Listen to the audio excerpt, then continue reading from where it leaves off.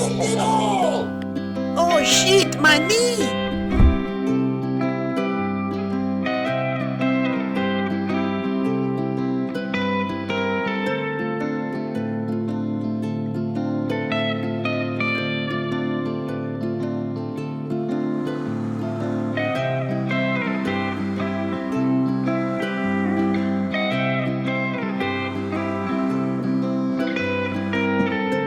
Welcome back, guys, to Fantasy Sports Island. The boys are back. Sir Poopalot is down below. Johnny Ballgame, bottom left. And Rolls Royce up top on the left next to me. Welcome back, fellas. How was your week? What's up, Chuck? How was your week, guys? Good? Good. Because all I can think about is the Lakers on my island here. I got all the news about all the Lakers signings. We got a trade for Russell Westbrook. We added a bunch of old people to shoot the ball. I know this is a fantasy football podcast, but what do you guys think? Are the Lakers going to win the championship and make me happy or what? No. Uh-oh. Yes. I don't know, man. No. Tony, you don't really care, do you?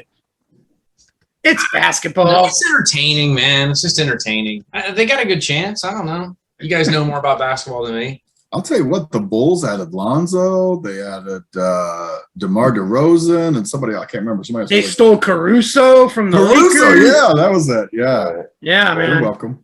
I wasn't happy about that. But, all right, let's talk about some football. So here we go, guys. News and notes around the NFL. So we're going to start with news and notes around the NFL. And our first story comes out of Indianapolis. And there it is. Carson Wentz is going to be out 5 to 12 weeks. It's a huge span of weeks there. Is it 5 or is it 12? That's a big difference. But I guess he had a chip. He's going to have a chip surgically removed from his foot from an old injury. All right, guys, tell me. I'm going to start with you, Johnny Ballgame. Does this affect your overall strategy for drafting the Colts players? Probably not. They say he had the surgery yesterday, I think, or this morning, one of the two. I can't remember which, but they said it went fine. They say 5 to 12 weeks. The guy's been playing with it for years. It just was aggravated because he stepped on his foot weird, and I think they took it out. I think he'll be back 5 or 6 weeks. He might miss a week or two. I certainly wouldn't change my ranking for Jonathan Taylor. I think he's still going to be an elite running back no matter who's back there. The receivers, I might draft still where I would draft them. I just wouldn't play them in the first couple of weeks until he was back. But I wasn't all that sold on Wentz in the first place and the receivers there. So it's not like I was like, oh, I can't wait to get Wentz and all the Colts that go with it. I'm not sold on him anyway. So it doesn't really change my. So Royce, were you high on any of their players that now you're like, maybe I'm a little wary of drafting them because of this injury news? No, I wasn't a fan of anyone on the team. I like their defense. Taylor would keep the same-ish. Yeah. I'm skeptical of 5 weeks. I think this could go into 8, 9, 10 weeks, to be honest with you. This guy gets out of bed and he hurts himself. I don't know. And if you look at their schedule, their first 5, 6 games, oh, dude, it's murder's row. Brutal. You're lucky to get 1 or 2 wins. Yeah. They could easily be 2-4 or 2-5 out of the gate. So, how about you, Tony? What do you think about this? Does it change anything for you? Not really. I kind of like Taylor a little bit more, actually, because I think he's going to probably be gone about 8 weeks. I think it might be solid, and they're going to depend on Taylor a little bit more. So he might be, I don't know, pick or two a little bit higher for me. So you're not worried that with the garbage backups that they have in Indianapolis, that they're not going to stack the line and just crush Jonathan Taylor? Well, they are, for sure. They might, yeah. That's a good point. They're 100% will. They probably will. But let's be honest. But didn't they have a garbage quarterback last year? And Jonathan Taylor seemed to do just fine. They had Phillip Rivers, the guy that throws like a girl. He's like 50 years old. He's got his 16 kids. Jonathan Taylor seemed to do fine with that. Yeah, but did he still throw for almost $4,000 in yards? Phillip Rivers could still sling it. I agree. I thought he was a much better quarterback. Waiting too, man. I just saw it. He's like, yeah, I'll come back out later, maybe.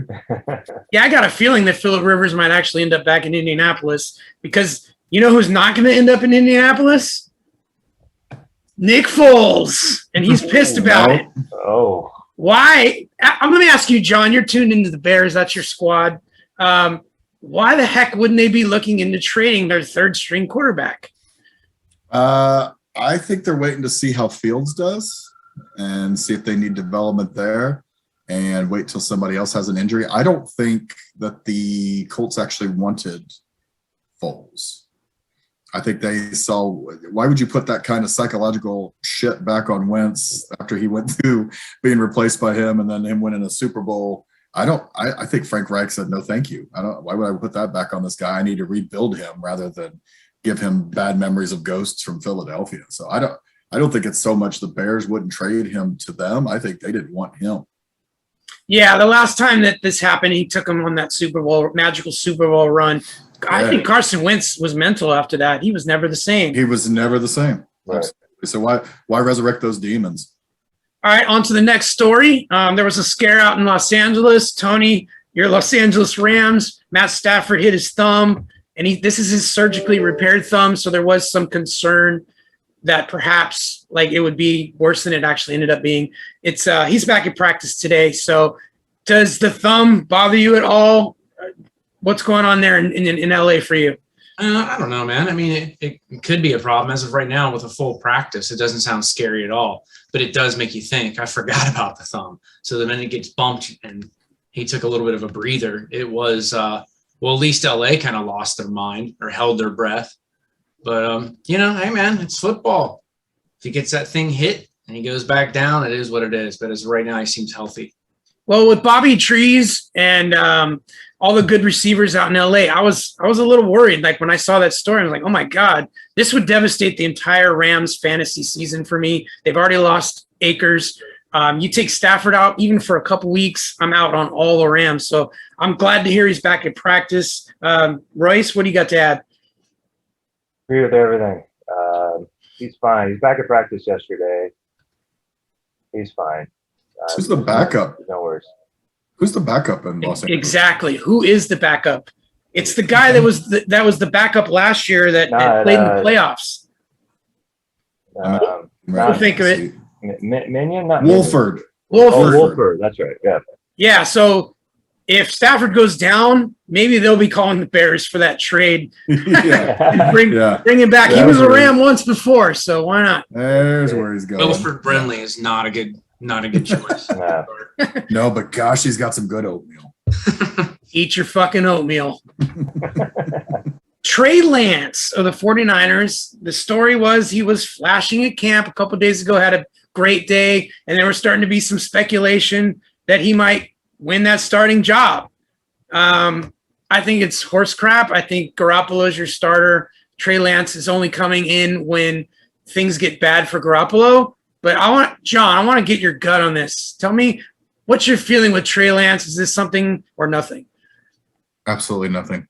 I don't think he starts if Garoppolo stays healthy for the whole year. I don't think Trey Lance touches the field except for maybe in some special packages or something like that. Maybe some runs, some stuff around the goal line. All accounts out of camp is Garoppolo is looking like an absolute stud, and Trey's still learning and looks real young. And John Lynch is like, no, he's not. We're not planning on him starting. He's not our guy. I think Justin Fields with the Bears has a better shot of starting during the season than Trey Lance does. Okay, Tony, what do you think about that situation out there in San Francisco? Yeah, well, I mean, he's a dynamic player, but he's not going to start. And I think it's kind of bullcrap too. I mean, I don't know where this all started. You just show a little video of a remarkable play and it goes viral. I mean, that's the way things are today. It's all about social media. Garoppolo is doing well. He's healthy. He leads the team. They follow him. That kid is not ready. That doesn't mean he's not going to be able to do something in the future, obviously. And he wouldn't be, I mean, I wouldn't mind having him on my bench, but he's not ready. Garoppolo's the starter. Yeah, so my only interest in Trey Lance this year is in my Dynasty League. Otherwise, I'm not touching the kid. Like you said, this is Garoppolo's team. This is a playoff team if they're healthy, and Garoppolo has proven that he can get them to the Super Bowl before. I see no reason why he sees the field unless Garoppolo gets injured or struggles mightily. So I'm out on Trey Lance. And now, Royce, if Trey Lance does become the starting quarterback, does that change your opinion on any of the wide receiver threats or anything like that? Hey, let me just tell you real quick. First few days of camp, every quarterback goes 15 for 15 across the middle, okay? It's all hype. Don't worry about it. We got to see him play some games. No, what I read, he can sling it, man. I doesn't change anything for me. I mean, if they make the decision he's going to start, there's a reason why. And yeah, no, I keep the wide receivers the same as they were with Garoppolo or Lance in there for sure. Does this situation, guys, does it remind you at all of the Colin Kaepernick situation years back when he was lurking in the shadows and they waited, what was it, 1 or 2 seasons before unleashing him? What do you think, John? A little bit like that. I don't think they plan on having Garoppolo next year. I think they're trying to get – I think Trey Lance will be a great fill-in after that. I think they were super smart not to trade Garoppolo, even though they traded up to get Trey Lance. They bought that guy for his potential. They weren't drafting him for this year. It does. It reminds me a little bit of that. It reminds me more of Mahomes and Smith, because Smith had a great year and he had a good year before that. But they knew at some point they were going to do Mahomes, and they didn't let him play until the last game. And that may be what happens this year with Trey Lance. All right, on to our next story. I want to talk about all the injuries that are kind of happening right now in the NFL in general. One in particular was Devontae Smith. The kid's going to be out 2 or 3 weeks with the sprained MCL. What do you guys think about all this rash of injuries that are happening right now? You got Hollywood Brown went down with the hamstring. Talk about any of the guys that went down. What do you guys think? I'll start with you, Tony. Well, like we were just saying earlier, Kenny Galladay. The only thing that concerns me is that I'm starting to have that sick feeling like last year. This is a different situation. Camp has been busy. They've been working out in the off season. Plenty of action for them. This is not like another COVID year, but it is kind of weird that all of a sudden I wake up and it's like 5 guys. Now they're not, got injured, not cheeseburgers. Nothing major, not real major, except for, the Colts stuff. But it is a little weird that these guys are having hammy issues. Is that normal? Sort of. I don't know, man. But it makes me nervous, but it is what it is, dude. I mean, we just got to wait and see. Hopefully everybody will stay healthy and be ready to go in 3 weeks. You're right about the rash of injuries and stuff. And you just mentioned the Colts, and you had Wentz with the foot, but that wasn't the only foot. The same exact surgery to Quentin Spain? Quentin somebody rather. Their main lineman, like one of the really good linemen because I'm good at English. One of the good linemen in the country, and now you do talk about Jonathan Taylor, and you do talk if it's the same length of time. Now he thinks he's going to be back for week 1, but so does everybody who gets injured. So that's another big one. Bryce, what do you think? I think it happens every season at this time. I think we're just getting it from more players that we know about because we're fantasy. I'm sure this happens to third string this guy, third string that guy. We just don't hear about that. But now some of these players that are fantasy viable, we're starting to hear about. So I don't think it's anything unusual. You can add Julio Jones to that list. He's been out the last couple of days. Right. Too. They say unspecified, but they believe it's a leg issue, and that's Julio. I mean, that was not the biggest surprise. I read that. So. Yeah, I think it's normal, to be honest. Soft tissue injuries happen when you're not fully loose and all that good stuff, and they're just starting camp, and I think they're being extra cautious. So a couple of these guys are going to sit out a few weeks. And actually, I heard that the Devontae Smith injury is common, and it's a minor kind of knee injury. He'll probably be ready for the start of the season. So it's nothing really to worry about. Other than Cam Akers, we haven't had any of the devastating out for the year, torn MCL stories quite yet for anyone fantasy relevant. So I'm optimistic that we're okay. Me too. All right. AFC North Divisional Breakdown. All right, we're going to move on to our next segment, and we're going to do our AFC North breakdowns for you. We got the Browns, the Ravens, the Steelers, and the Bengals. and that is the projected order of finish in Las Vegas if you're a betting man. So Browns are projected to start or to finish first in that division, and Johnny Ballgame was tasked with the Browns, so he's going to give us his breakdown. Go for it, Johnny. All right. First of all, there's no better running back room in the country than the Browns. You have Nick Chubb, you have Kareem Hunt, and that is just the most unbelievable 1-2 punch. Either of them could be drafted very early and very often.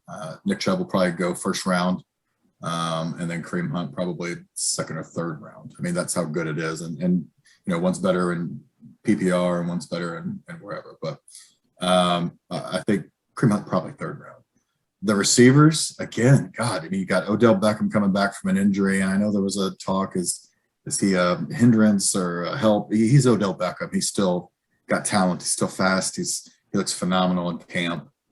Jarvis Landry, to me, continues to be one of the most underrated receivers in the NFL. That guy just does nothing but catch 100 passes every year and touchdowns and everything. And so I love all of those guys.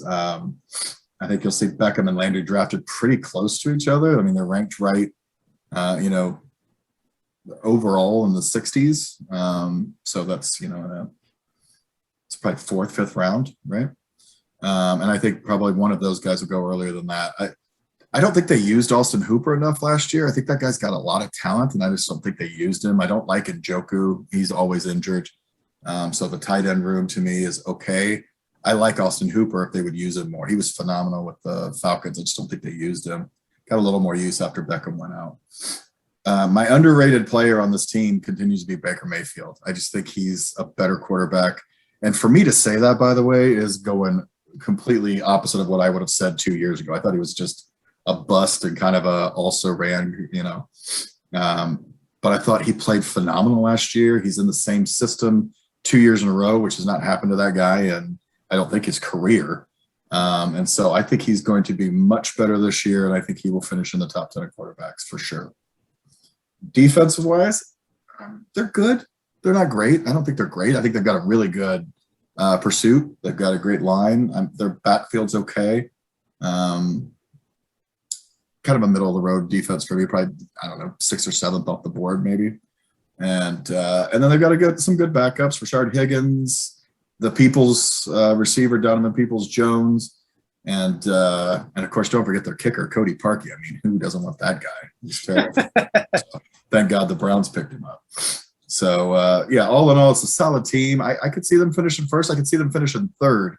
The NFC North to me is one of the toughest divisions this year to predict. I think, Ravens, Steelers, Browns, even the Bengals, who I think will probably finish last, will finish a close last. It's not like they're going to be blown out every game. So that's pretty much all I got for the Browns. All right. So you took the low blow at Tony's Bengals. Are they going to finish last, Tony, again?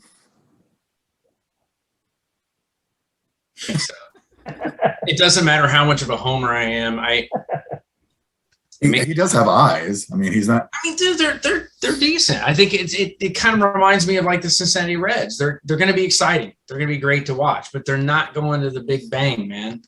They don't have it. And they Bengals even the division. Come on, John. I had a question for Johnny. Do you like Harrison Bryant? He was getting a little bit of play last year. Is he a threat to Austin Hooper in tight end production? Maybe. I think Austin Hooper makes a comeback this year. I don't know. Again, they vulture from each other. It's what tears that team apart. That's why Chubb isn't the number one running back off the thing, because Kareem Hunt vultures his carries and receptions. That's why Odell Beckham is in the top 10 receivers, because Landry and he battle for receptions. There's only one football, and there's a lot of talented people that go around. Can we just call them the Cleveland Vultures then? Are the Cleveland Browns offensive? Can we make the Cleveland Browns offensive and make them change their name to the Vultures? We need to cancel the Browns. That's okay, it. cool. Right. Let's do that. Good. All right. On to the next breakdown, and that is the Baltimore Ravens. And Royce has been tasked, Mr. Rolls-Royce, Fantasy Rolls-Royce. You've been tasked with the Ravens. So let me have it, brother. All right. Lamar Jackson, your quarterback. kind of an off year for him last year compared to his MVP year a few years ago. Still good numbers. You got to remember, he walks on the field. Ravens win 80% of their games. So what do you have to do to win games? You got to score points, and he's gonna get points for you guys. Last year he had 26 touchdowns. He still ran for 1,000 yards. I think that's going to go up again a little bit. The O-line's a little better, and I still look for him to still be a top 5 quarterback at the end of the year.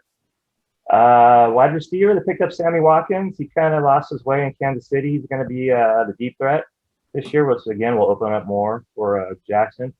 Brown was kind of a disappointment last year. I had him on my 12-man team. I think Chucky did too. He started out terrible, but I mean, his last 5-6 games, he kind of turned up a little bit. Again, he's hurt right now. Again, it's early. But I don't see him much more than a flex player if you end up picking a tight end. Mark Andrews, my guy. This guy, I got a soft spot for him. He won my fantasy 2 years ago, so I love this man. He's going to be a top 10 again. His line last year went down a little bit. He still got 8 touchdowns. He still finished in the top 5, and it was a down year for him. He's Lamar's number 1 guy. He's going to get the yards over the middle. He's going to get the red zone look. So definitely draft him in the top 5 tight end this year. Running backs, a little bit of a committee. You got Dobson and Edwards. I like Dobson a little more, probably 60-40 split. Problem with Baltimore, Lamar does not throw to his running backs. Even if they're open, he's like, well, if you're open, that means I can run it for 20 yards. So he does not run his running back. Although they are a run-heavy team. Last year they led the league in running plays. 55% of the calls were run plays. So not super good for PPR, but the Dobson's there. He's going to get 25, 30 touches a game. He's going to be your end zone guy. And Edwards will just come in and kind of clean up time. I hate a 2 running back committee, but if I was going to go for it, I would pick Dobbins. And if you're in a 12 or 14 man league, I would definitely handcuff him with Edwards. And their D is good every year. They're being picked in the top 3. I mean, there's not much more you can say about their defense. They always have a good defense. So there's my breakdown. Excellent breakdown. John, you have anything to add as far as the Ravens go? Anything you agree, disagree with? No, I thought he was pretty spot on everything. I think I like Dobbins better, I think, than maybe Rolls-Royce does. Yeah. I actually think he's going to finish in the top 10 in running backs. And that guy, towards the end of the year, started to really take off. Now you don't have Ingram anymore to worry about. They re-signed Edwards. It's a pretty affordable contract. It's not like they have to give him time. I think he was just an insurance, good backup that everybody seems to like behind Dobbins. But I think it's Dobbins' job, and I think he'll have the majority of the carries for that team. And man, he can catch. You're right. They don't throw to him enough. Yeah, he's got hands. They do, but he doesn't like to throw the running back. So. Yeah. Does anybody like Rashad Bateman on the outside as a rookie? Show me something, Rook. I don't know. Rookies scare me. I you know what? Again, I'm not. Rookies scare me on a team that doesn't throw that. Yeah, right. I mean, you couldn't get Brown going last year. Right. He was supposed to be the number 1 guy last year. He couldn't get him going at all. Got to utilize that tight end, man. He's got to get the ball to Andrews more. Andrews, yeah. He starts spreading it around too, and then you got Dobbins, and then you got his legs. He doesn't need to run 1,000 yards with those weapons, but if he needs to, he's going to be scary. So if he starts dumping it quickly to that tight end, oh man, they're going to be hard to stop. He's got to get that rolling with every receiver. He gets on cue and then he breaks open those runs. I think they're going to be unstoppable. All right, guys, are we through with the Ravens now? And on to the Steelers. Steelers were tasked to me, so I'll take it from here. So the Steelers are an enigma in fantasy football last year when they finished 12-4, but they seemed like they were the weakest 12-4 team like I've ever seen in the NFL. They haven't had a good running game since Le'Veon Bell got dumb and sat out that entire year and then went to the Jets. The offensive line was banged up last year, so they went to the passing game a lot with an old quarterback. With an old quarterback coming off of Tommy John surgery. That was a recipe for disaster. I felt bad for Ben Roethlisberger because he really came into this year with the odds just stacked against him. I mean, what were you expecting him to do? You're going to make the guy throw over 40 times a game at his age with his coming off that injury? That's crazy to me. The offensive line this year is younger, should be a little bit better. Pouncey retired, and so they added a couple linemen in the draft. So I like their O-line. While I still don't like them, they're probably in the bottom half of the league. I think they're going to be a little bit better, which should give Big Ben a little bit more time to throw. And it should open up the running game a little bit more, which should help the overall passing game, I think. Having said all that about the Steelers, there is a lot to like in the fantasy game for them. First off, when you talk about the Steelers, you're talking about their 3 wide receivers. They're all good. Deontay Johnson is due for a correction. Last year, he led the league with 15 drop passes. He's not going to do that again this year. He's way better than that. So I think he's going to be really good. Deontay's the closest thing to fantasy god Antonio Brown that I've seen. He runs his routes very similar. He's always open. The hands are not quite as good, but I could see Deontay putting together a top 10 wide receiver finish this year with his skill set. So you have Juju. Juju's just kind of Juju. Like, he's boring. He's a slot receiver now. He's going to go out, catch 5 to 10 yard passes. He will catch 90 balls probably, maybe a little less this year. We'll see. But he's draftable. Just I think he should go a little later than he's going. Deontay should be drafted ahead of him, in my opinion. But the guy that I'm most excited about, and Tony, you know I love this guy, Chase freaking Claypool. Yes. I love Chase Claypool as a rookie. He caught 62 balls, 873 yards, 9 touchdowns. That's more yards and the same amount of TD receptions as Juju, playing in a part-time role, and he only lined up in certain 3 wide receiver sets, okay? He also rushed in a couple touchdowns. What do you think is going to happen this year? I think they're going to go more heavy with the Claypool and Deontay Johnson sets. And Claypool is going to get a lot more targets this year, in my opinion. He's humongous. He's got great hands. He's a touchdown machine. I think Claypool is probably the most underrated of all these receivers. I actually like taking Claypool ahead of his ADP, and you could get a steal right there. So overall, there's plenty of depth at receiver in Pittsburgh, because you also have the 4th receiver, James Washington. He's probably the best 4th wide receiver. That guy was on the team, and you're right. Right. James Washington is the best 4th wide receiver in football. There's no question about it. So I'm really excited about the receiving core. Now, Big Ben. Pitchers come back from Tommy John surgery, and they say it takes them about a year and a half to get fully recovered and get to all their arm strength back. Big Ben is now more than a year and a half removed from that surgery. So I think his arm naturally comes back stronger this season. I think Big Ben is a fantastic QB2 to have on your team, and you can get him real cheap, like really late in the draft. If he gets back to pre-Tommy John form, I think he's capable of 4,500 yards and 35 touchdowns, which makes him a borderline QB1, okay? Make fun of me all you want, John, but Big Ben's going to have the hater. He's going to hand the haters a big old shit burger this year, okay? He's going to have a great season. So the biggest reason for my love of Roethlisberger is because the Steelers should have a running game to complement him this year, which they haven't had. And that is Najee Harris time. I love me some Najee. I know John loves Najee as well. He's the best running back in the draft. As far as in this year's NFL draft, he was the best running back. I think he'll produce numbers similar to what Le'Veon Bell used to produce. He's going to get a ton of opportunities to pound the rock. I think he's going to finish as an RB1. And right now you can get him in the mid-second round, which means if you're smart and you try to take a running back in the first, he could be your running back too. That'd be a steal. Yeah. Last thing about the Steelers, I love their defense. They're top 3 for sure. They're my number 2 defense off the board. They're solid. They were good last year. So I think overall the Steelers have a lot of fantasy relevant players. They should be fun. What do you guys think? Absolutely. I agree with literally everything you said. And by the way, the Claypool, they talk about him in camp right now. I was watching a report on them. They said that guy is a beast in camp this year. So I think you're spot on with that guy. I love – and here's the biggest compliment I can give Najee. It reminds me of the year Edgerrin James was a rookie. Nice. I won the league. I drafted him in the 3rd round, and everybody thought I was crazy for drafting that rookie in the 3rd round. And he just carried me the season and was just unbelievable. I feel like Najee is going to have that kind of year this year.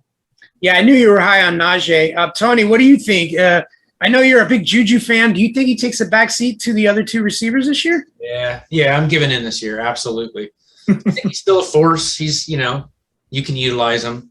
He's going to make some big catches, but yeah, he's not even really necessary. That is a stacked team. They're badass. It all comes down to Ben's health. The only thing that scares me is with him being, he's supposed to be a little bit like what he shredded, some fat, lost a few pounds. Still looks like yeah, he's still a chunk. So if he gets hit, that's what we all got to worry about. I'm not a Steelers fan, and I mean that on a personal level, but as in a fantasy standpoint, who would you not draft on that team? Right. I think they're going to be real fantasy relevant all across the board. Absolutely. But I'm glad Big Ben didn't lose a bunch of weight because to me, part of what makes Big Ben what he is his strength. He's Big Ben, yeah. Yeah, he's He'll Big take the Ben. hits. He can absorb the hit. Yeah. You definitely have nude photos of him under your bed. You're talking about his physique a little bit too much. Okay, don't tell my wife. Don't tell my wife. That wouldn't be cool. Oh, it actually kind of works for me. Call me after the shoot here is done, all right? All right, guys, let's move on to the final breakdown. And who's left but Tony, who is a Bengals fan. And of course, we had to give you the Cincinnati Bengals. It's your show, brother. Yeah, this hurts. I'm positive. I think they still, again, you're talking, the schedule is rough. The division is rough. Coming off Burrow's injury is rough. He's still, I don't care what his numbers were last year for the games that he did play. He's still a rookie. Whether he looked like one or not, it's showing this week. There's negative responses coming out of camp. I think that's a little bit blown out of proportion. But even some of the players were saying, well, he's okay in the pocket, but, maybe he's favoring his leg a little bit and so on and so forth. It is scary. Give him some time. The guy in I forget what week that he went out with the injury, but he still put up almost 3,000 yards, 13, 14 touchdowns, low interceptions. He rushed a few touchdowns.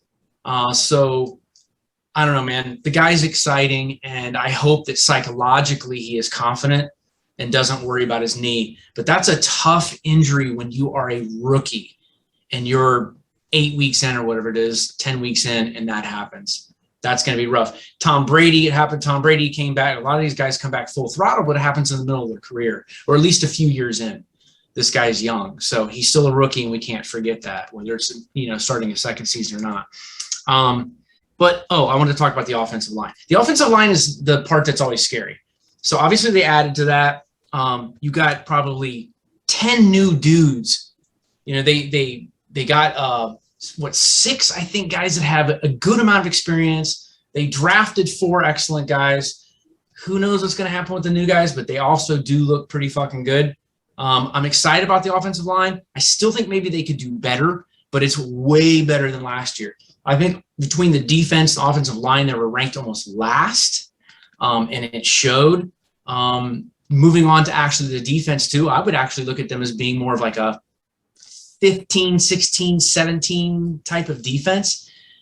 I could be way off there because there's a lot of analysts out there still saying, oh God, they're the worst, or at least close to the worst in football. I kind of disagree. I like some of the draft picks, like I said before. I like some of what the guys that they picked in the offseason. I think that Joe Mixon, that's what I want to get onto also. I'm still perplexed over this guy. I am not a huge Mixon fan. But because of you 2 idiots, or I should say 3 idiots, I'm changing my mind a little bit. I still think the schedule is a little bit more difficult, but with the improvements on the offensive line, no Gio Bernard, Burrow's injury, they're going to have to get this guy the ball. I think that they're going to have to ride him at least the first couple of weeks of the season. And I'm very hopeful that they're going to throw to him more. So I think Mixon might be a little bit better than I originally, let's say, anticipated. So I'm starting to jump on the bandwagon. I know, dude. He's just one of those guys where I'm like, between injuries and, like I said, a little bit of his attitude, he seems a little bit of a smart ass. I'm expecting a lot more the past couple of years and didn't really get it. But if you break down his situation, the opportunity is now. So he does have the talent. So let's see what happens. But yeah, I think he's probably going to do all right. And then we go to the wide receiver situation. That's pretty solid. I think the new kid, Jamar, they have that, LSU dynamic thing going on. He's also a rookie. I don't see him, getting 1,500 yards or anything, but I still wouldn't really want to guard him. I mean, the guy is fast and he's going to be good, but T. Higgins and Boyd. Higgins is awesome, dude. But I guess I should say the excitement when I saw T. Higgins playing last year kind of got me excited, like when AJ Green first came aboard. And also Boyd, you can't count that guy out. He's awesome too. And the tight end situation there is the only one that kind of has me worried because they could use a tight end. They don't have anybody. Uzuma, or whatever that dude's name is coming back. He was banged up last year. Thank God. What's that? Oh, thank God. Yeah, I know, man. I know. Just in time. Yeah. So that's up in the air. But overall, I guess what I'm saying, what I'm most excited about, everybody's excited about Burrow being healthy, and I really like the offensive and defensive line also, and I like the pass rush, and I like the backfield of the defense. So I think they're going to be a little bit better than expected. But I never said they were going to win the division. So let's just leave it at that. Thank God you didn't say that. Yeah, I mean, we would actually question everything you just said. I loved your breakdown of the receivers. I kind of got the same kind of vibe about the AJ Green scenario, but I have it for Jamar Chase. I kind of feel like he's got some AJ Green type body structure. I could see that. Same kind of body style as AJ Green in the way he runs his routes. But I rival these three wide receivers against what I just talked about, the Steelers' three wide receivers. I feel like they're pretty dang good, and they can be in at least the top 5 conversation of like the top trios in the NFL. Do you agree with that, John? I think by the end of the year, you might be able to discuss that. I think it's a little hard with Jamar not having played a professional game yet to say they're in the top 5 of the trios of the NFL, but I like them. I'm with you. I like them. I've got some excitement around the Bengals. Growing up where, Tony and I did in the Dayton area, the Bengals are the reason I became Bears fan, if I'm being honest. They were terrible, but then they also had a couple of really good years in there. But I do get that same excitement like AJ Green about Jamar. And I know you're talking about last year, Tony, like there was just moments where you were like, oh, this guy's going to be special. And that's the feeling you were talking about with AJ Green's first year. Like with AJ, you had those expectations. With T, you did not. I did not think T was going to be that. So it was more of what a shockingly nice surprise that T Higgins is as good as he is. And thank God he was, because AJ sucked so much last year. I didn't play, actually. It's hard to suck when you don't play. Yeah, T Higgins I picked him up on the waiver wire in most leagues. He was fantastic. I mean, he came out of nowhere. You didn't even have to draft that guy. This year, it's going to be different. I think Boyd and I think T Higgins and Jamar Chase are all going to have to be drafted within 8 rounds or so. And they're going to be off the board. So you have to kind of choose which one you like best, because you're not going to get 2 or all 3 of them. Tony's drafting all 3. Tony will draft all 3. Is his Higgins second year? Is his second year in the league? Yes, sir. Yeah, I love second-year wide receivers, by the way. In my mock 12-man draft, I'm getting him as a 3rd wide receiver. So the buzz isn't out yet, but get him earlier. You get him as a 3rd wide receiver. You win your division. You're going to win your league. Yeah, so definitely. So I think we can all agree the Bengals are an exciting fantasy option across the board this year at all positions except tight end, right? Yeah. And defense. But we don't really care about the kickers, right, Royce? No, because kickers are not football players. They do have Cairo Santos, though, and that is fun to say. Wow. I didn't care, John, and Actually, no, they don't. That's the Bears kicker. That's not even the Bengals kicker. I could not tell you who the hell the Bengals kicker is. Yeah, I don't even know who it is, man. No reason. I don't pick soccer players, so I don't know. Also, too, real quick, I love fantasy mediocre teams. No offense, dude. 8, 9, 9, and 8. Those are the players I want because they're kind of going to be in games. They're not going to win them all, but they're going to be down in the fourth quarter. If you got the tight end, if you got the wide receivers, you got to throw the ball. So I love me some 8 and 9 and some 9 and 8 teams this year for fantasy. Sleeper Island. Okay, Sleeper Island. So we're going to talk about our sleepers at a few positions. So these are players that, according to ADP, that you think are undervalued, that you definitely want to take a shot at in the draft. I'm going to start with John. You always have some good sleepers. Who are people sleeping on in the draft for you? Man, I was hoping you were going to start with somebody else. I think Jimmy Garoppolo, people are sleeping. I honestly do. I think he's gonna end up starting for a fantasy team by the end of the season. Somebody's gonna pick him up, maybe take a flyer on, maybe not draft him at all. And I think he's gonna end up starting for somebody's fantasy team and winning them some points. Nice. And Tony, give me a sleeper that you got. Who's undervalued? I'm going Mike Davis. Nice. He's starting in Atlanta. He was a workhorse, and dude, there were some games too where the odds were against him. Where I'm like, dude, I'm not starting this guy, and he kept finishing strong. I was impressed with him. I think he, what I've written down here, he finished around 17 or 18 in points in most of my leagues, and that's when I started looking at that the other day. I was sold. Yeah, and he didn't play 3 or 4 weeks too. Exactly. Yeah, I think he's going to be awesome, man. I'm looking forward to it. Nice. All right, Royce, what do you got? Who's a sleeper for you? I'll stick with San Francisco here. Brandon Ayuk. Decent season last year. Rookie only played 12 games. He was hurt. Decent line. He had six catches, 748 yards with 6 touchdowns. Again, I love these 2 second-year wide receivers. And the GOAT, maybe a little biased, but Jerry Rice came out and said, this guy's going to have an unbelievable year. He can go across the middle. He's fast enough to go deep. And he's a 26 wide receiver off the board right now. I think you've got to put him in the top 20. Not a huge stretch, but definitely top 20. Definitely. I'm with you, man. And again, reports out of camp on that guy are he's making Odell Beckham catches. We watch videos of him. He's a stud. Nice. He's one of the reasons I think Garoppolo's underrated. Exactly. I think him and Debo on the outside, I think are, and if of course Debo Kittle. can stay. Yeah, you got Kittle throw too. If that group stays healthy, right, San Francisco is going to win that division. Absolutely. There's some good stuff. There's some good people to draft, man. I got one for you. We've talked about this guy before, but I just feel like he's being way underdrafted this year, whereas last year was the exact opposite, and that's Clyde Edwards. Hell yeah!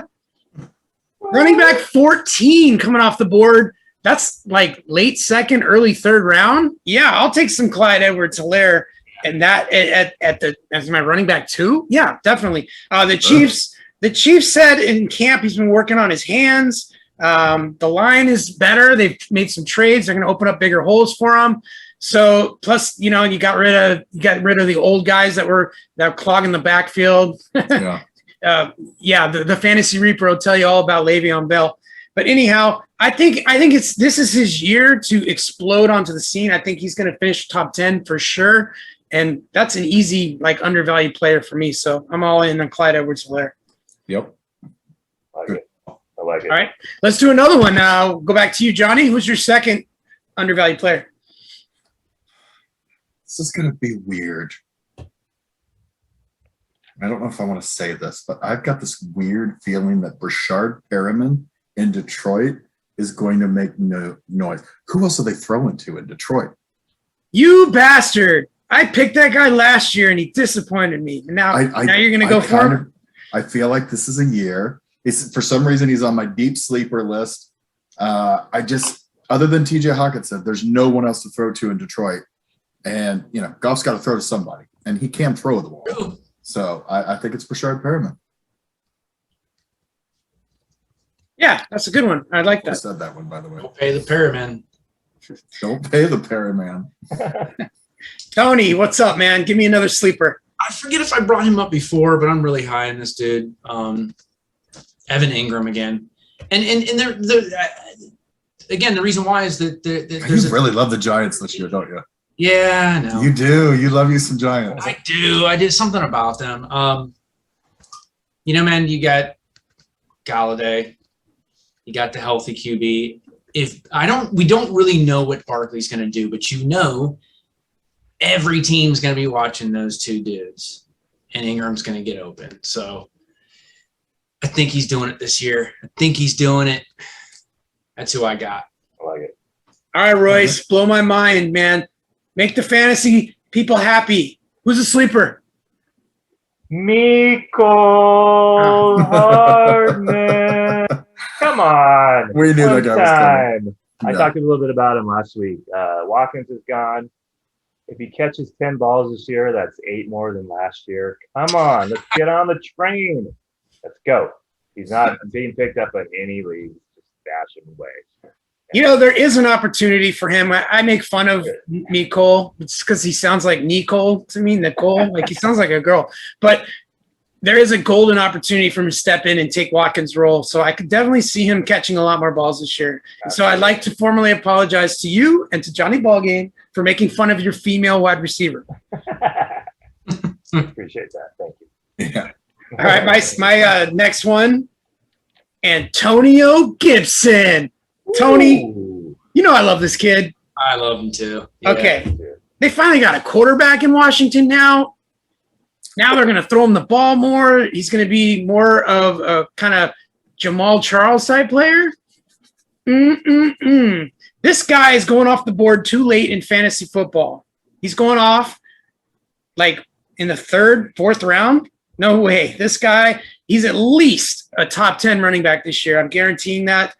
Put it on the board, top 10 running back. Hot take. Hot take from Chuck. So you can get him in the 3rd round? Yes, please. What do you guys think? You know what's crazy? I don't think there's a more polarizing running back in the NFL right now because his draft is anywhere from like round 1 to round 8. Like it just depends on what draft you're looking at. Right. He's the 7th player taken or the 155th player taken. And I'm kind of with you, although I don't know if I quite put him in top 10 status yet, but I think he's going to have a really good year. And I think he'd be good. Yeah. I think he'd be a great RB2. I think I just like the name Antonio because my favorite player at wide receiver for years was Antonio Brown. Now it's Antonio Gibson. I just like Antonios. I like their pizza too. That's why you should pick a player for his name. I think that's a really great, good draft strategy. All right. So, we've talked about some sleepers, right? Now let's go anti-sleepers. Let's go for guys that are being picked too high according to ADP, guys that you will avoid at that price. I'm going to start with you on this time, Royce. We're going to go in the reverse direction. Royce, who are you avoiding at the current ADP? Julio Jones. Why do we pick him every year? The guy is hurt all the time, and he's just got a leg injury here. He's been out the last couple of games. He's a 14th wide receiver off the board. He shouldn't go more than the 25th. He's hurt all the time. That's AJ Brown's team. I don't believe it's going to be a 1A, 1B. It's going to be a 1A and a 3C. Okay. He's 32 years old.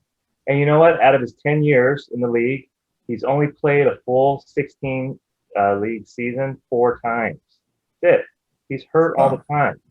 And in those 10 years, he's only got 60 touchdowns, carry the one that averages about 6 a year. And that's not a number 1 guy. And that's where he's going. So I got something to say about that. You're right. He doesn't play 16 games, but when he plays, he's pretty freaking good. Am I wrong? And do you have to play him if he's out due to injury? You can put in a substitute player for him. It's not like you're taking a 0 if he doesn't play.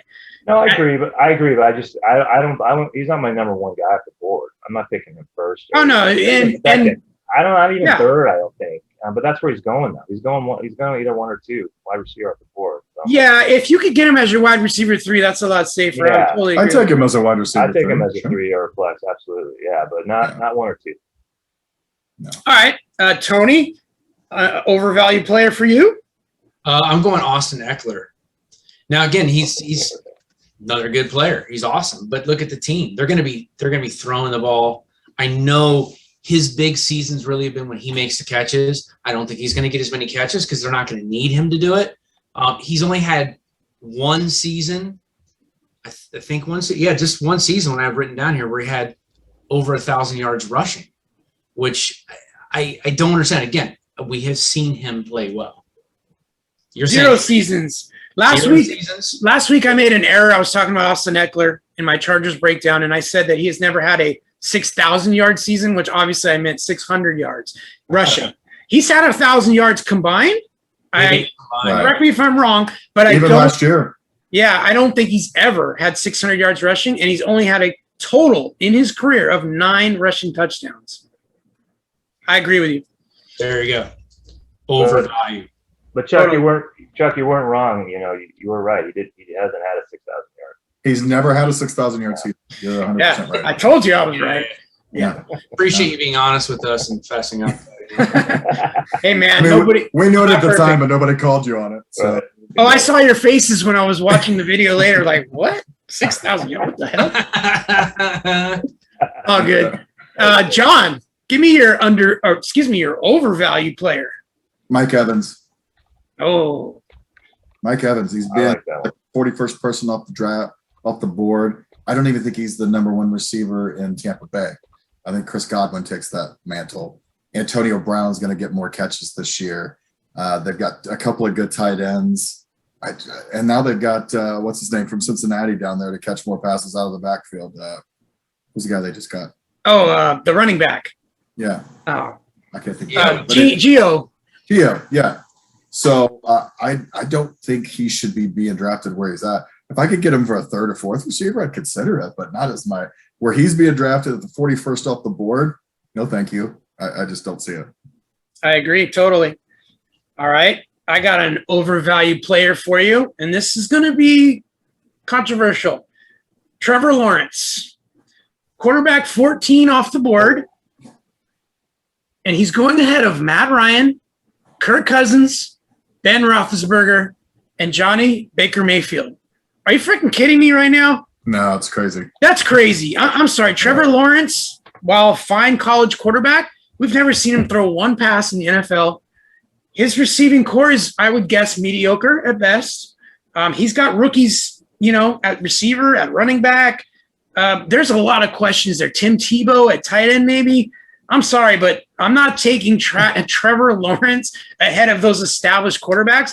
And quite frankly, Kirk Cousins could have an explosive type of year. We've already talked about Baker Mayfield. I've been pimping Big Ben, obviously.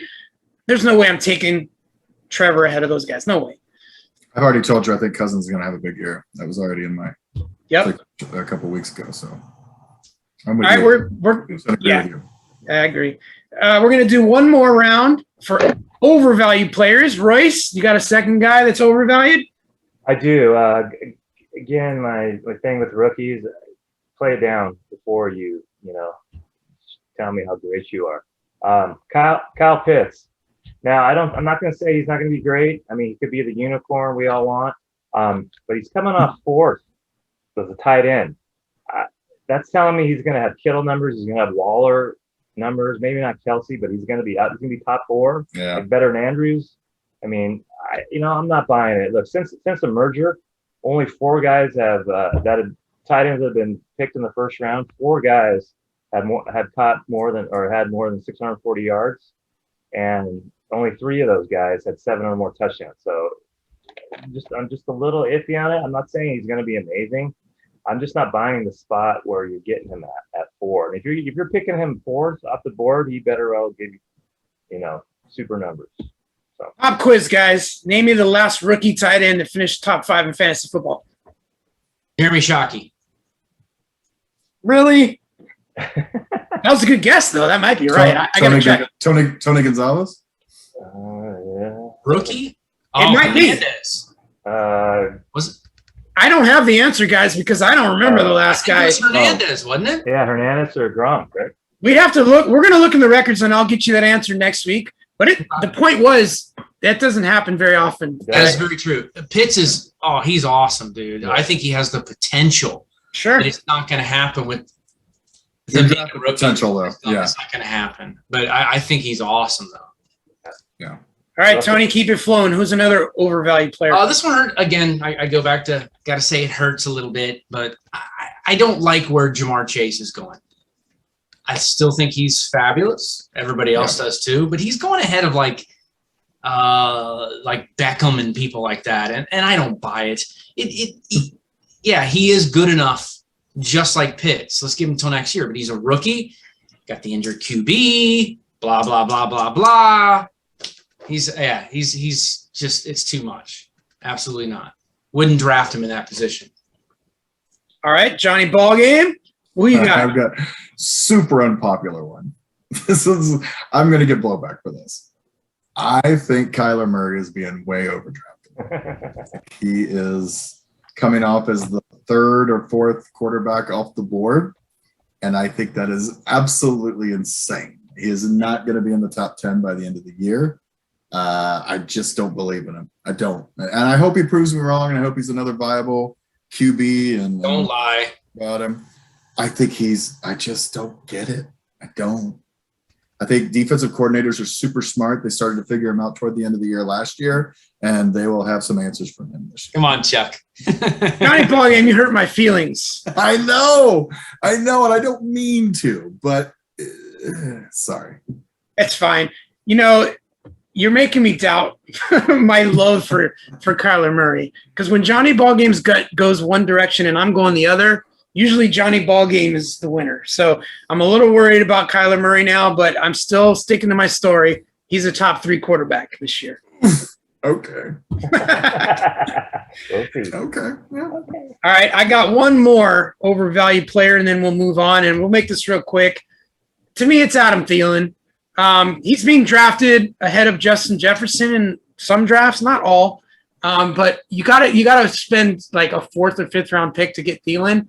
And I think this is the year that Jefferson becomes the beast and Thielen takes a little bit of a backseat. The touchdowns are going to Jefferson.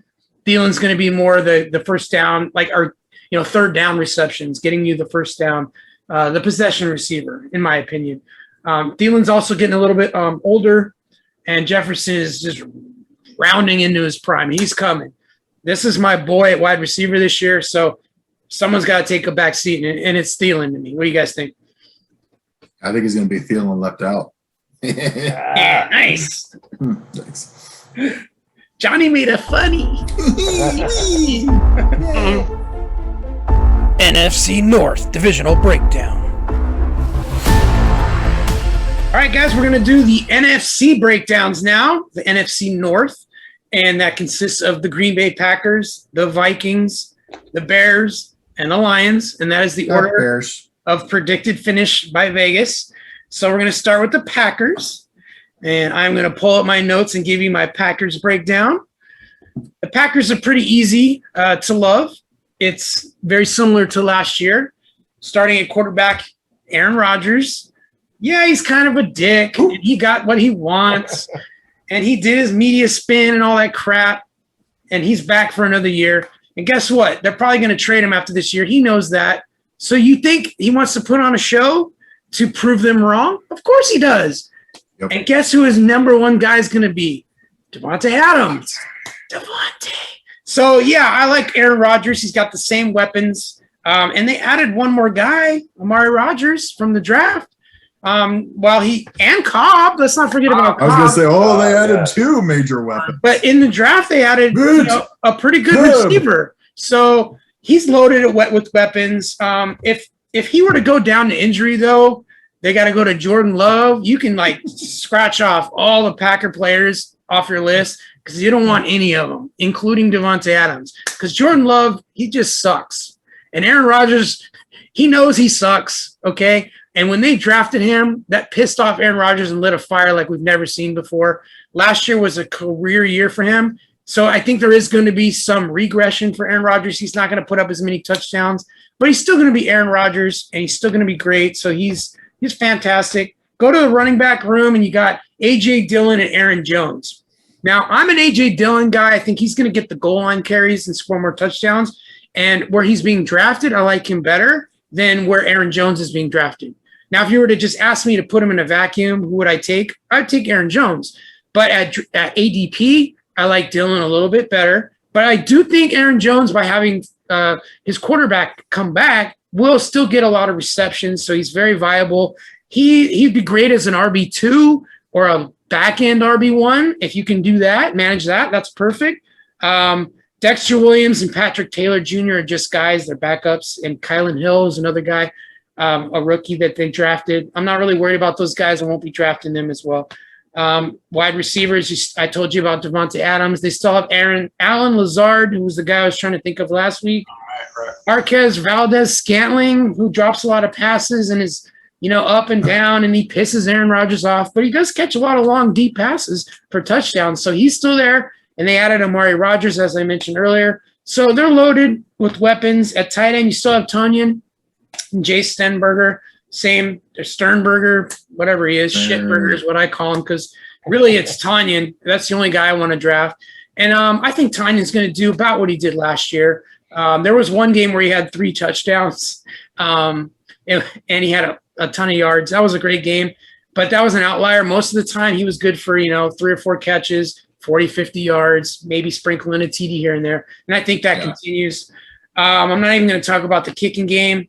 And the defense. The defense for the Pack is not a defense I'm interested at all in drafting. They're not fantasy good. Okay, that's all I got, guys. What do you think? Yeah, I like it. I mean, like you said, Chalk. Aaron Rodgers. He's the backbone. Obviously, he goes down, the whole ship goes down. So, yeah, Right. I like everything said. Yeah. All right.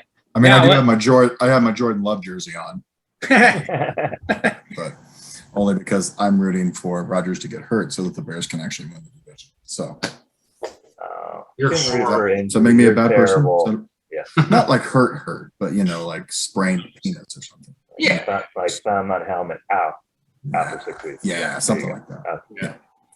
Not season ending or career ending, just Just the last, Cares just the last not- 10 games. not The as last good. 10 And the games, Bears, yeah, something like that. Yeah. All right, up next is the Vikings. I thought it'd be fun for Tony because I know he's a Dalvin Cook fan. So I'm going to let Tony do his thing. Okay. Sir Poops a lot on the clock with the Vikings. Well, we don't need to talk about Cook right now.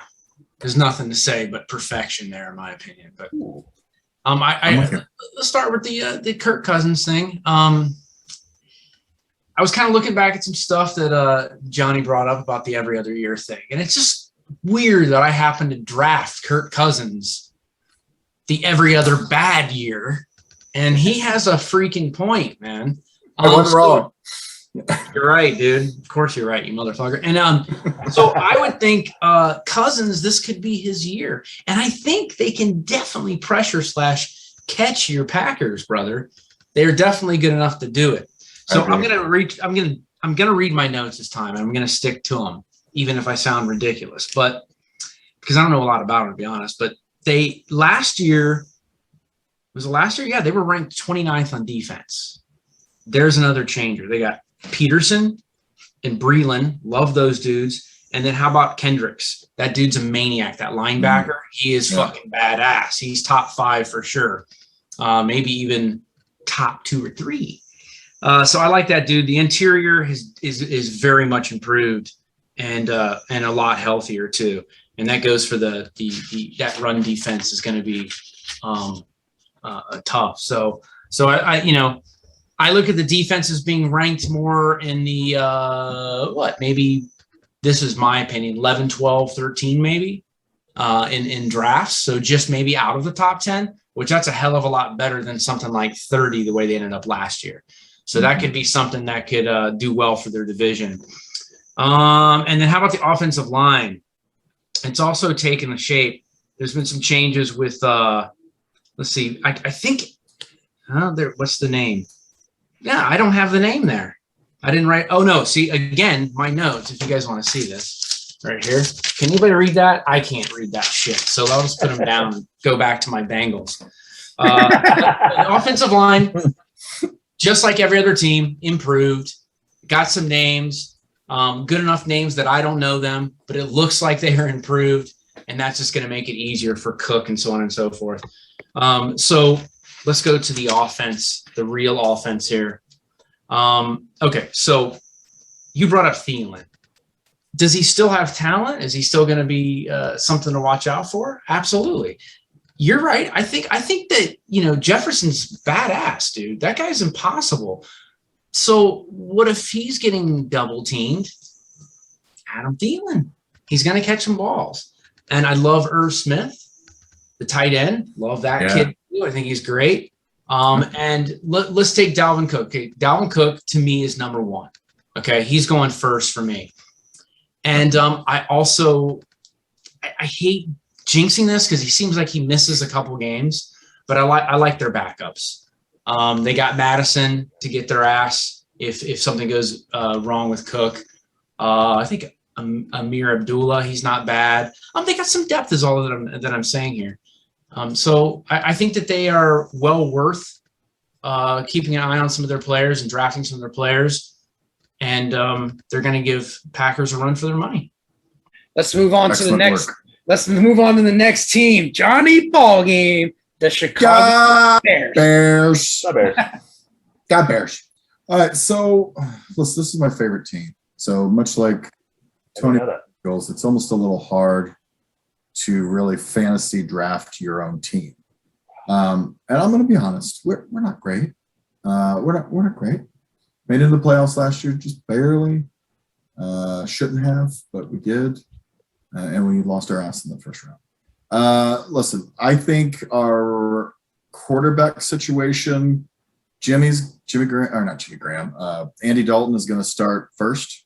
He's going to start probably the first 3 weeks. You definitely want him to start the first week because it's against the Rams, and you don't want to do that to any quarterback, rookie quarterback, Justin Fields. So that would be, to me, just devastating to start him against the Rams week 1. So that's why you march a Andy Dalton out. You get everybody sort of getting in their game shape and sea legs under them, and then you go for week 4 for Justin Fields. That's my prediction. That's where I think he's going to start. If he starts in week 4, I think he brings an element of excitement and ability to this team that will open up other players. So I look at a David Montgomery who just caught fire at the end of last year. He actually helped me win the head-to-head portion of our league because he caught fire at the end, and I was able to get into the playoffs and then able to win the head-to-head. And I honestly credit him with a lot of that because at the time I also had Andy Dalton, who was my replacement quarterback for, as you all remember, Dak, who was my other quarterback. But anyway, so I think Montgomery's fantastic. Behind him is Tariq Cohen. He's a good little third down back, catches some passes out of the backfield. Doesn't excite me, and I would never draft him. They've got a rookie. I think it's Ryan Null. I can't remember who the rookie is, who might be pretty good. The receiver room is really just a big, giant question mark. Allen Robinson is their number 1 receiver. Really underrated, 1,000-yard receiver every year. Like, just chalk. Give him 1,000. I think he's had like 1,100 yards every year for the last 3 years. If you look that up, I think it's something like it's almost the same exact number of yards for the last 3 years. And it's always good. So, and he's been playing with, let's just face it, shit Trubisky. I mean, it's just awful. His quarterbacks have been terrible. So the fact that he could still cobble out 1,000 yards, I would love to see him with the season with Justin Fields. I think that might actually make him re-sign. He's playing under the tag this year. Darnell Mooney is their number 2 receiver and kind of sneaky good last year. Kind of came out of nowhere. Some people probably picked him up towards the end of the year, and he was catching some balls for him. I like him a lot. After him, though, Riley Ridley, meh. He's got a good name. He's got the Ridley name, but he's not going to be his brother, that's for sure. Demir Bird, no one cares. I couldn't name any of the others. That's how bad they are. Tight end, Jimmy Graham came back for another year, but I don't think Jimmy Graham starts. I think Cole Kmet starts after this. And I actually think he's a guy who I think is underrated and sneaking under the radar. And I would love to draft him like round 6 or 7, just kind of sneak him in there and go, oh, sorry, you guys didn't see Cole. Because I think that guy's going to catch a lot of passes, no matter which quarterback plays, but especially if Jimmy Graham starts out, I think he could start hot. He's a second-year player, kind of like what Rolls-Royce was saying. Sometimes those second-year players could really start to take off. And I thought he started to show little tiny flashes every now and then, make some big catches last year. I think Jimmy Graham was in his way. He's going to be in his way a little bit this year, but Cole Kmet's a good one. The Bears defense is being drafted like 13th or 14th of defenses, and I think they're much better than that. We've got a hellacious pass rush. Their deep backs are better than advertising. Their linebackers can just run all over the damn field. So I think it's a very underrated defense, and I think they'll be more than top 10, probably top 6 or 7 by the end of the year. Who did the Raiders trade to the Bears a couple of years ago? Mac. Yeah. Do people forget that Mac's still there? I mean, this guy is a beast. Yeah, he is. He's the He's second, I beast. might say the second best defensive lineman in the league. Behind the Rams, Darnold, yeah. So yeah. I agree with you. I think they're a top 10 defense this year, and they're being underdrafted a little bit, especially if you play them in the correct matchups. They're gonna be beasts. I agree.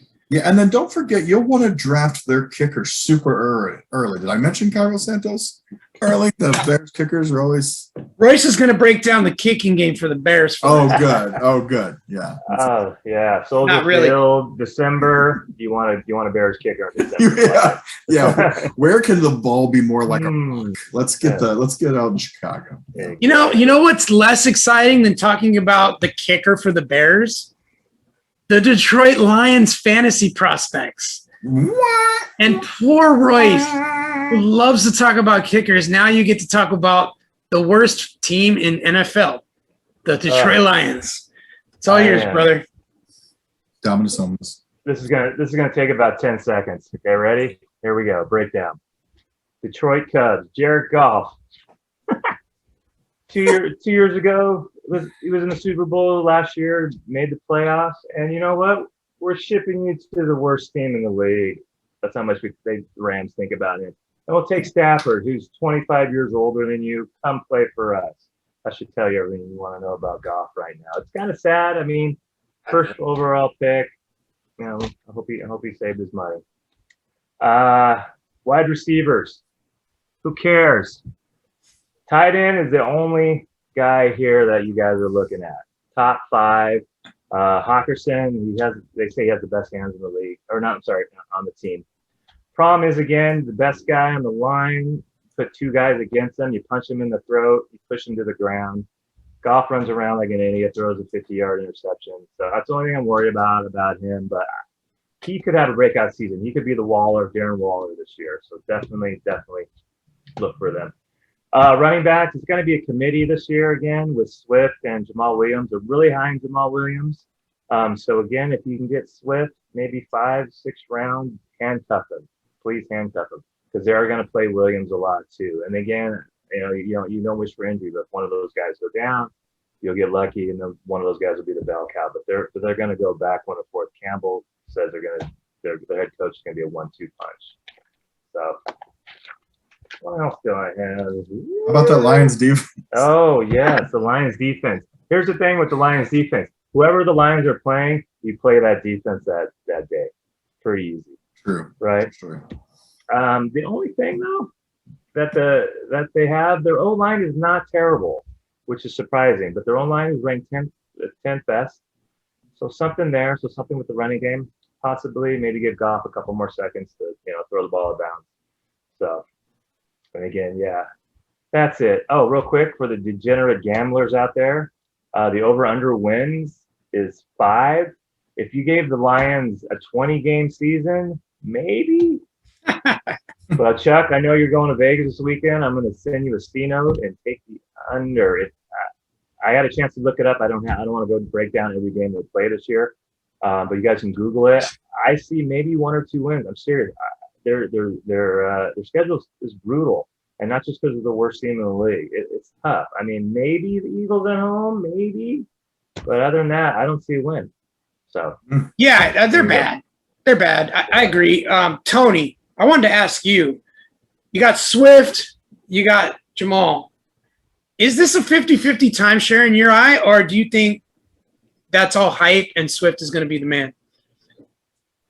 I think it's 50-50. yeah. Oh, you do? Yeah, I think they need to utilize both. I like Swift. I think he's pretty good, but dude, were they going to just rely on him? No, they're going to have to split it up. They don't have enough weapons. So yeah, I think it's going to be 50-50. John, do you agree with that?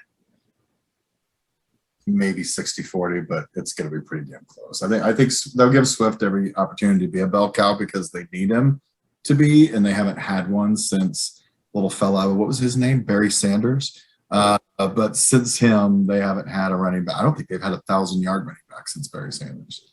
So I think they would love to have one, and I think they would love it to be DeAndre Swift, and I think Jamal Williams was brought over as insurance. So maybe 60-40, but I still think Swift comes out on top of carries and receptions.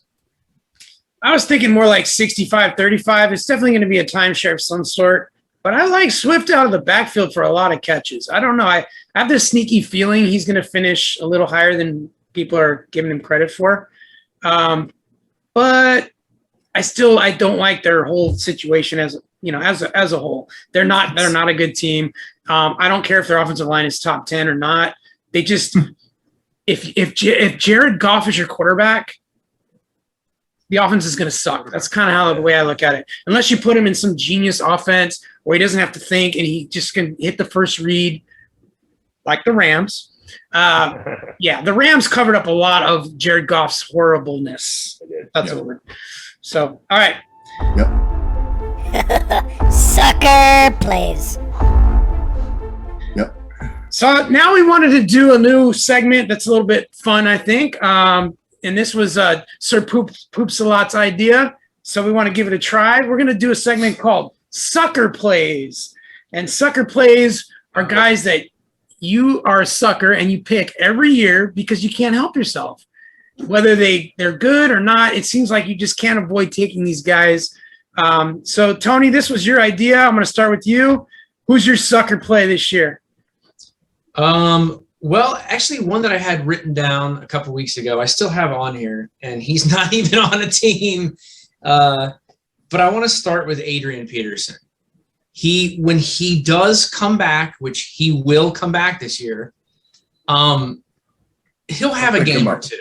He'll have it, but I always grab like, well, it's Adrian Peterson. I just need a backup, and something goes wrong, and then of course one of my first 9 running backs get hurt, and I got to put in Peterson because the week before he ran 92 yards and had 3 touchdowns, and then I put him in, and for 3 weeks straight, it's 22 yards, 1 catch for 9 yards, and that's it.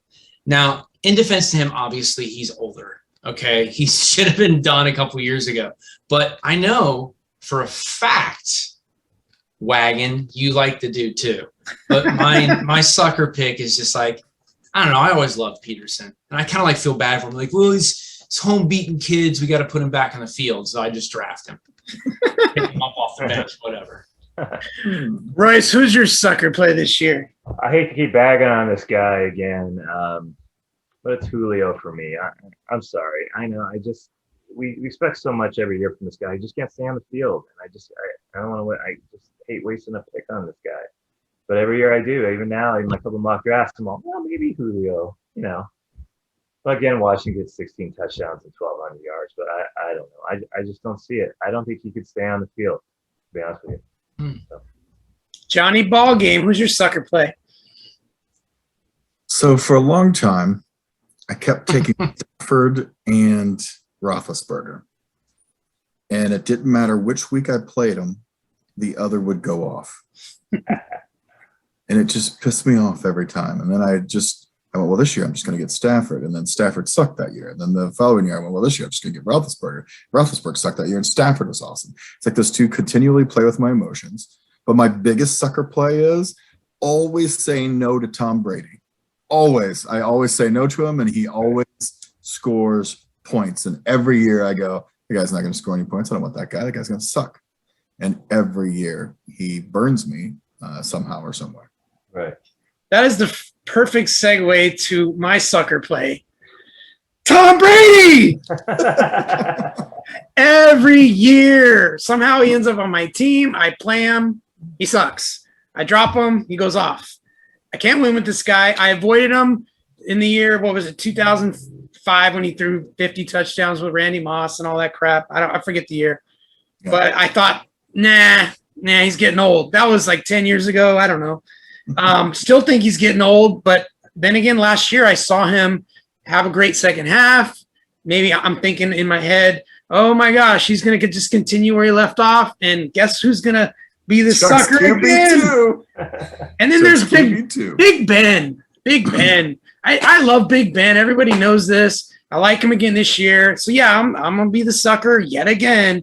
But, yeah, Big Ben's definitely one of my sucker plays as well. Oh, he's hurt me so many times. That's funny. You guys got any other sucker plays you want to talk about? I got one. Let's see if I can describe him. Well, I don't have anything to put imagine this to be a beard, right? Battlefield, touchdown.